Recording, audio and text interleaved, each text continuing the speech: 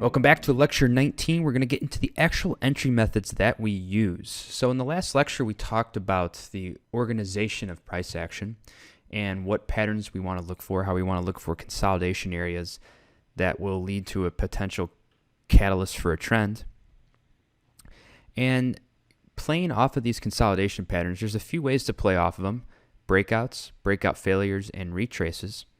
And all of these styles are valid. We're going to go over all of them. We primarily use breakouts in our trading at Macro Ops, but there's definitely a case for all three of these, and some traders prefer some over the others, but we primarily trade breakouts. So what are breakouts? Well, the concept's pretty simple, and all it involves is price breaking out of a boundary line and closing above or below it. So the break of the consolidation of the ice line, the boundary line, is an inflection point that signals a potential trend forming as volatility expands from a consolidation. And then again, this doesn't guarantee a trend. Remember, it's possibilities, not predictions. And also, most breakouts do fail, but they come with a skewed risk-reward ratio. So when the breakouts do work, they tend to run fast and hard and pay you out huge.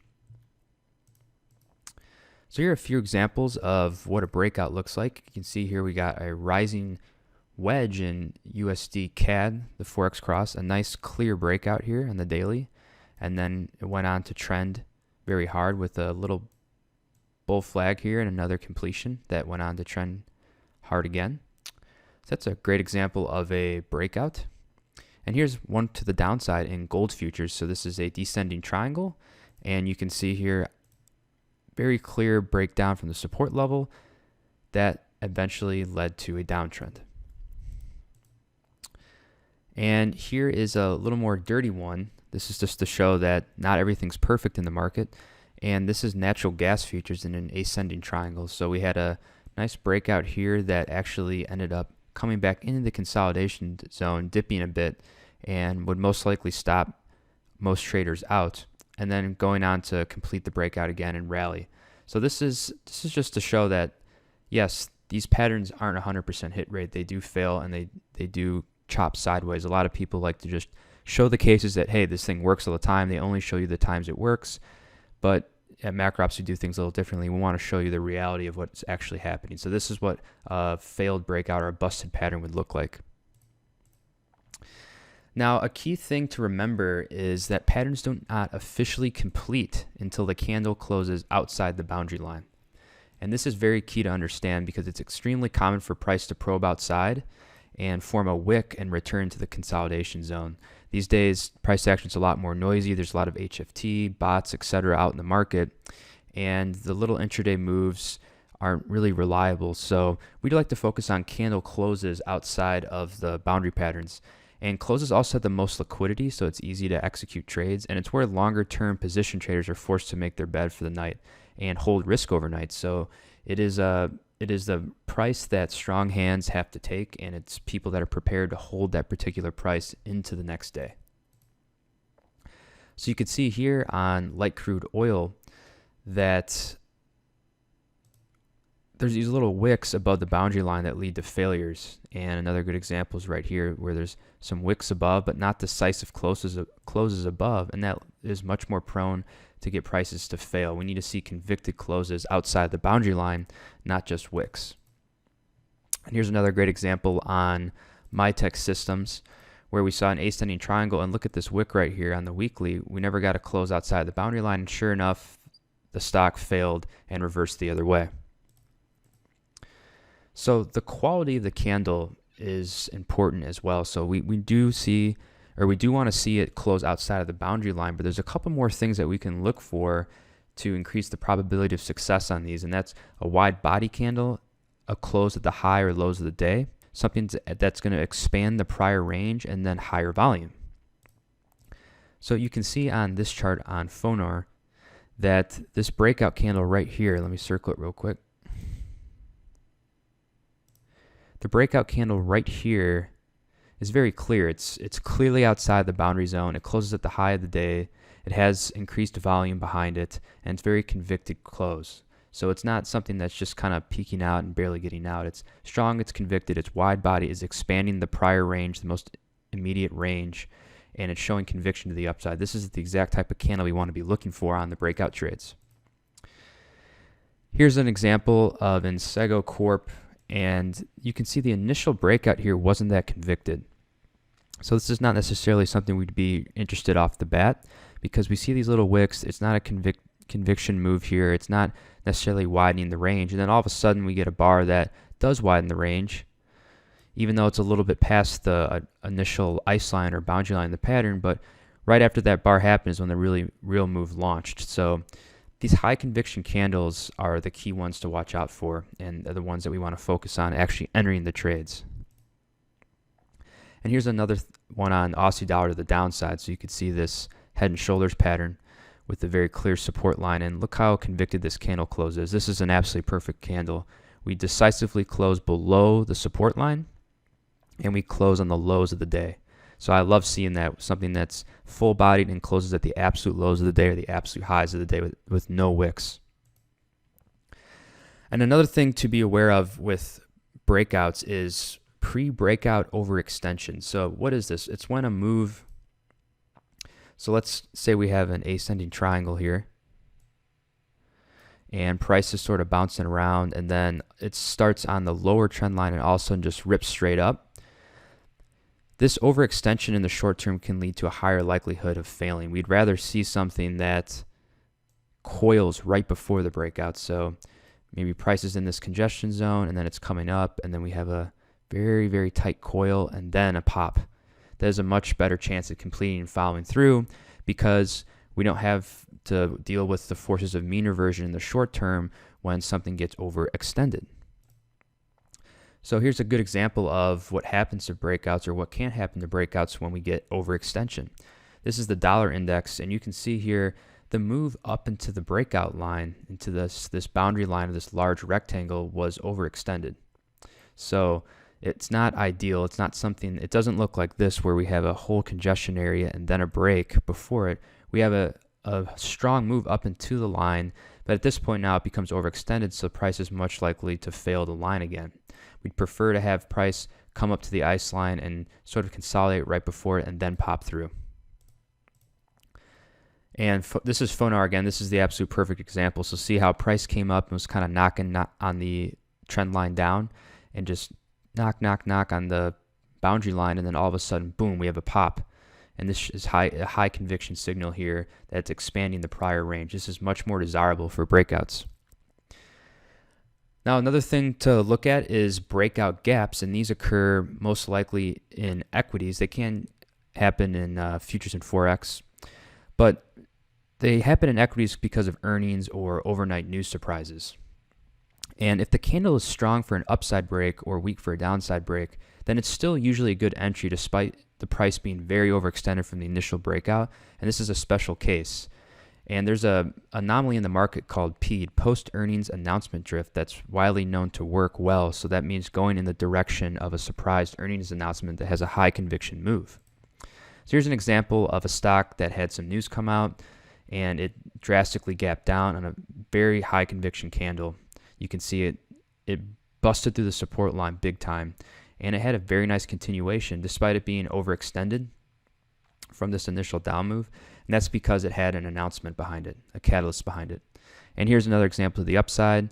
It pops up on a huge earnings win, and then it runs really, really hard. So when you see something like that, like this, a huge breakaway gap it's called, this is still a special entry that can be used that works fairly well. We don't have to worry about the overextension in this particular case if it comes with an event or news behind it. Now, there's going to be times when you miss breakouts, and maybe you just have too much going on, or there's a lot of stuff happening in the market.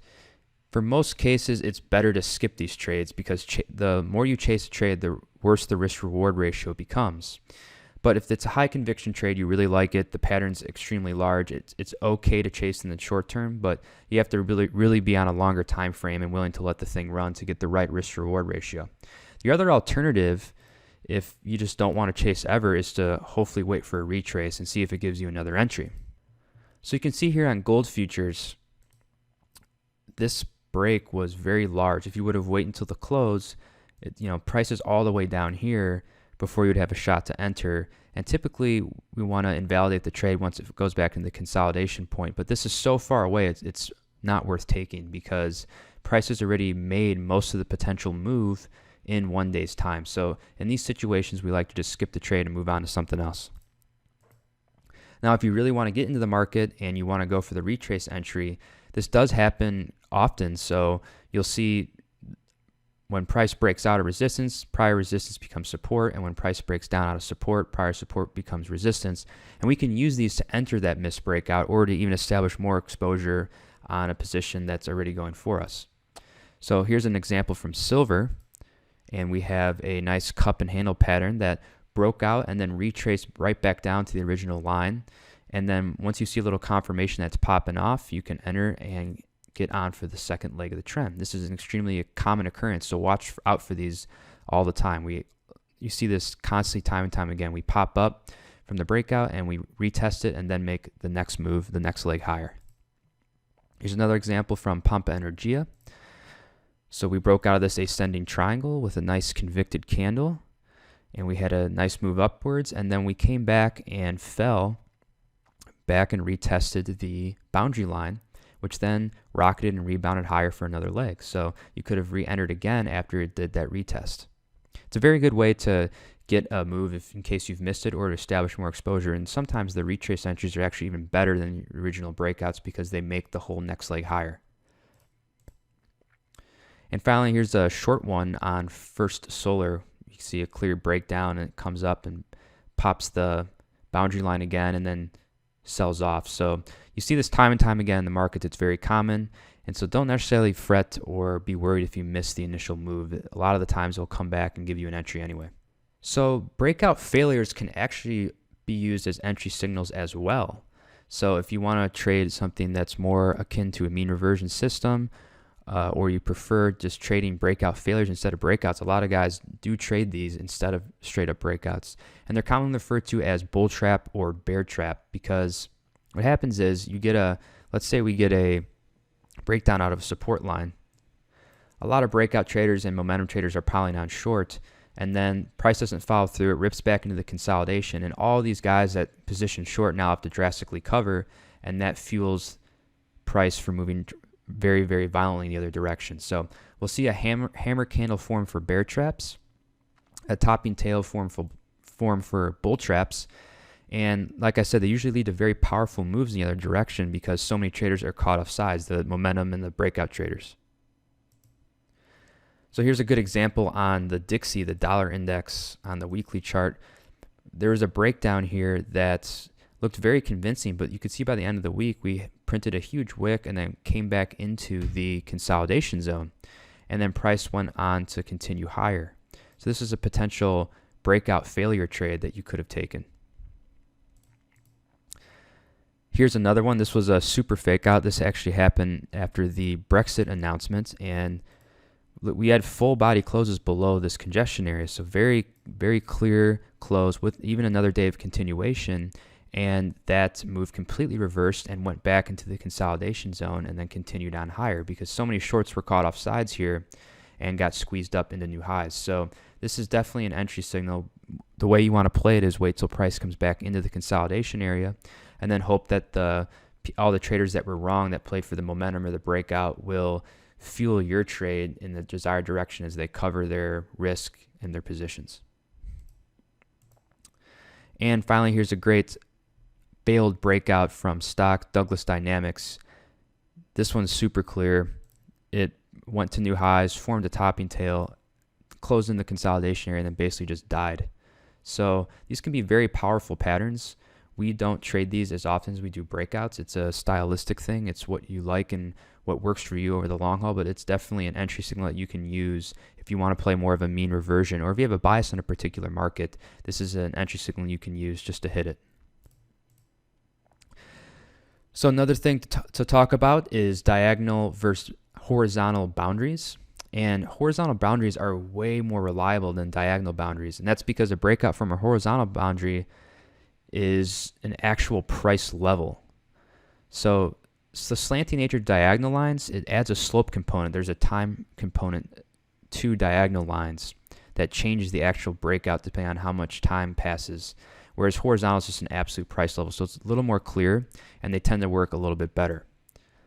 So diagonal boundary lines, they're more susceptible to pattern morphine because if you think about it, with a diagonal line, there's always another high or low above and below. We'll look at that in a few charts coming up here.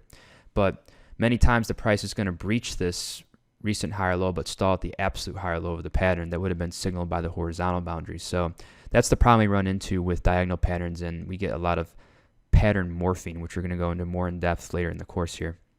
Here are a few examples. So these are nat gas futures, and we had a breakout from this bull flag, this diagonal pattern, and then look, it stopped right back up at the horizontal high and failed and then shot up. So this is just the problem you can run into with diagonal patterns. You have to be wary of it. So another one, a nice symmetrical triangle, popped up and got stalled at resistance and then failed again. So be aware of this effect in the diagonal patterns that you're going to have to deal with horizontals above or below them. But it doesn't always mean for sure that it's a bad trade. So Fonar, it actually just blasted through the prior high resistance point. So it's not like you don't want to ever take diagonals. Diagonals can be valuable, especially if you have high conviction on that market from a fundamental perspective. But just be aware of the fact that they do offer a little bit lower probability of success, and you're going to have trouble with the horizontal boundary lines. For newer traders, people starting off that really just want to get basic consistency, you should just focus primarily on horizontal lines and disregard diagonals. You really don't need them until you get more advanced. So in the next lecture, we're going to get more in depth about this pattern morphing concept, and I'll see you then.